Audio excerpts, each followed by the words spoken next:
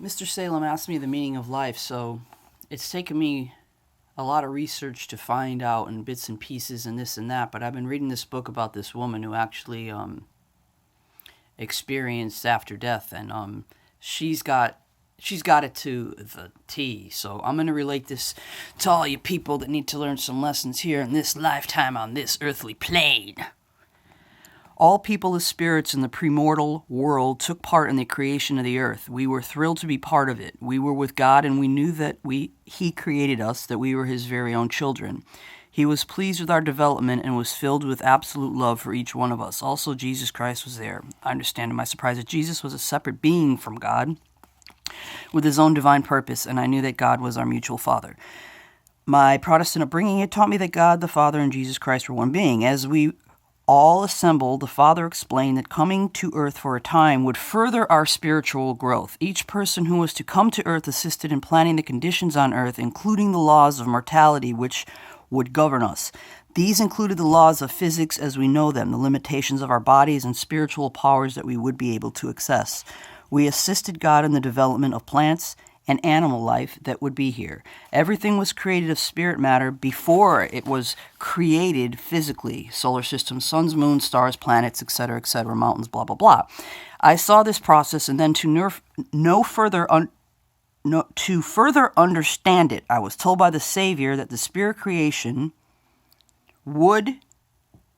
could be compared to one of our photographic prints. The spirit creation would be like a sharp, brilliant print, and the earth would be like its dark negative. This earth is only a shadow of the beauty and glory of its spirit creation, but it is what we need for our growth.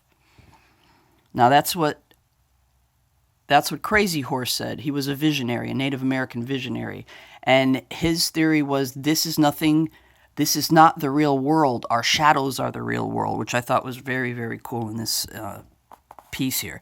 It was important that I understand that we all assisted in creating our conditions here. Many times the creative thoughts we have in this life are the result of unseen inspiration. Many of our important inventions and even technological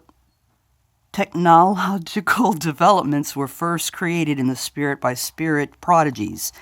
Then individuals on earth received the inspiration to create these inventions here. I understand that this is a vital dynamic link between the spirit world and mortality, and that we need the spirits on the other side for our progression. I also saw that they are very happy to assist us in any way they can. I saw that in the premortal world we knew about and even chose our missions in life. We chose our missions to be here, to create our strength.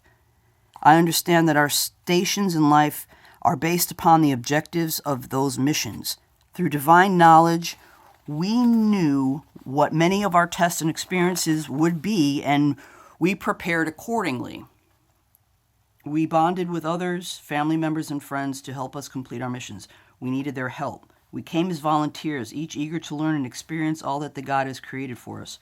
I knew that each of us who made the decision to come here was a valiant spirit. Even the least developed among us here was strong and valiant there. We were given agencies to act for ourselves here. Our own actions determine the course of our lives, and we can alter or redirect our lives at any time. I understand that this was crucial. God made the promise that He wouldn't intervene in our lives unless we asked Him. And then through His omniscient knowledge, He would help us attain our righteous desires. We were grateful for this ability to express our free will and to exercise its power. This would allow each of us to obtain great joy or to choose that which will bring us sadness. Hello, darkness, drugs, blah, blah, blah, blah, blah. The choice would be ours through our decisions. I was actually relieved to find that the earth is not our natural home, that we did not originate here. I was gratified to see that the earth is only a temporary place for our schooling, and that sin is not our true nature. Spiritually, we are at various degrees of light, which is knowledge, and because of our divine spiritual nature, we are filled with the desire to do good.